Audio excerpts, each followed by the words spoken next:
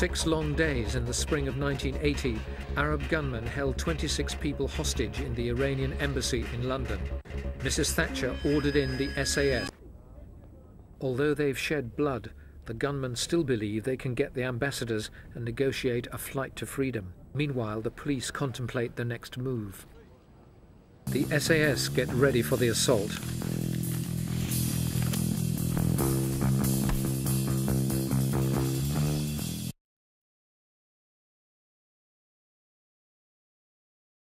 We move closely up to the building. We get onto the back door, we get onto the roof. The ropes are attached and prepared. The next stage is for everybody to move on to their assault position. Trevor was told to find out what was going on. There was an assault, something is going on, and which... At 7:23, the SAS detonate a huge explosion to blow out the skylight on the embassy roof and throw the gunmen off their guard. I ran as hard as I could towards him and managed to hit him with my shoulder. Meanwhile, Mac and his mate Mel are heading towards the first floor room with an explosive charge to blow out the window. Ever the brave soul, you know, courageous Harris decides this is the time to get out. Didn't reveal Sim Harris. A bit of a panic, I'd say. You know, but put the charge against the window. Mal was trying to get him to move back. You know, was gesturing and basically got away from the window. Couldn't worry about him being there. I mean, the thing is to get through there. And then it's just one almighty explosion. Millions around the world held their breath as they watched the rescue live on TV.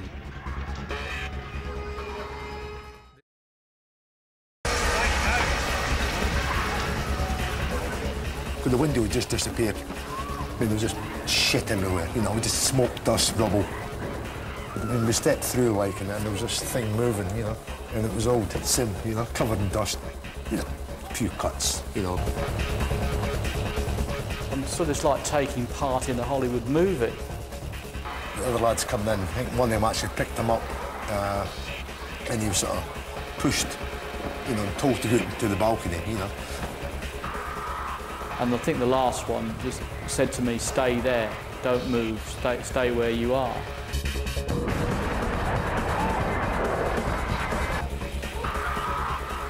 Robin is waiting at the back of the building and watches the assault team abseil down the ropes. You can hear noise and commotion going on. And I looked up and there was Tom hanging from his rope, and he'd got his glove caught in his abseil equipment, and it's caught fire on. The flames are starting to sweep up the window, and you could hear him screaming down the radio. And I was thinking, if somebody doesn't cut him down, he's going to burn to death. And the guys on the roof are looking down over the edge at him. But as he pushes himself away from the flames, he's pushing himself beyond the balcony, another 40 feet down on solid concrete. So they're trying to cut the rope and release him as he's on the inswing, which they succeeded in doing and saving his life.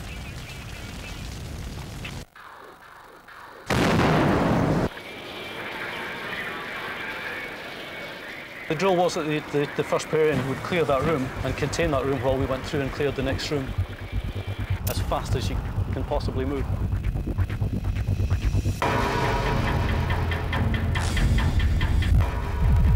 I can see Salim going for his gun.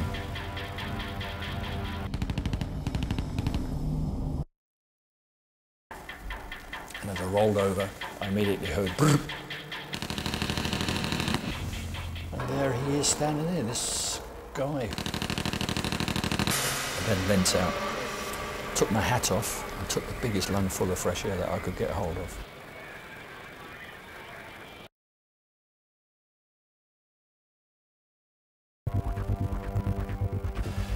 We go in, can't find them.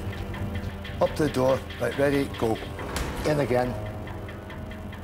Both the torches sort of hit the guy at the same time. You go.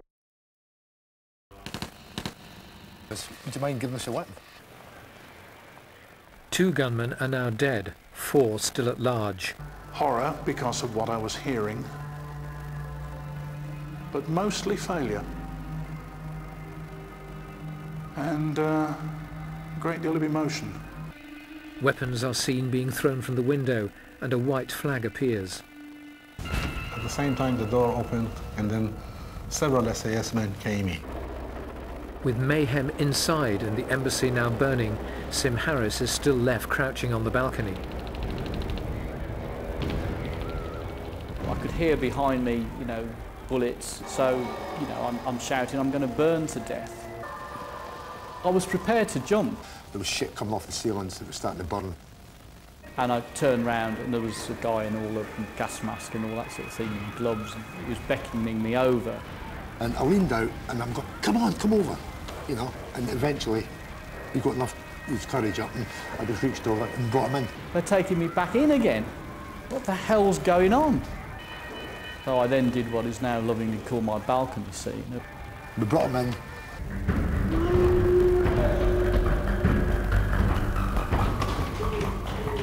Hand to hand, boom, boom, and we want to get ourselves out as quickly as possible. As I grabbed the fellow and pushed him past me, I knew that I had seen him. Up on the stairs, there was a voice that shouted, "He's a terrorist, he's a terrorist," and we saw somebody stumble down the stairs. That would fly the same situation. If we'd hit the terrorists where we were, the bullets could have ricocheted into our own men. So as he came clear at the bottom of the stairs, there was me and two other guys standing there, and as he came clear, we all fired a burst each, and the guy had 27 holes in him.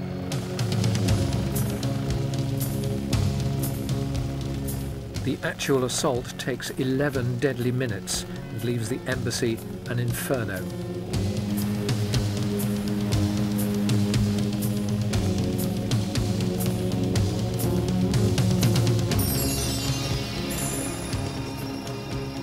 There's gas, there's confusion. Hostages are bundled out of the back and manacled face down on the ground.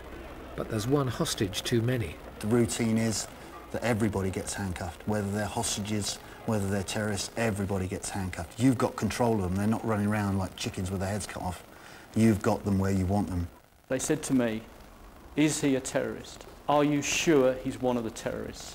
I said, "Yes, I am positive he's one of the terrorists." We went across and said, I think we should put him down here, because we weren't quite sure where he was taking him. The operation is a spectacular success. All but one of the remaining hostages come out alive. Brilliant operation by the Special Air Services with courage and confidence. And I agree with my honourable friend that the performance both of the police and the SAS made us all, on all sides of the house, proud to be British. Something to be celebrated. I'm glad I was there, put it that way. You're only here once, and it's best to make the best of it.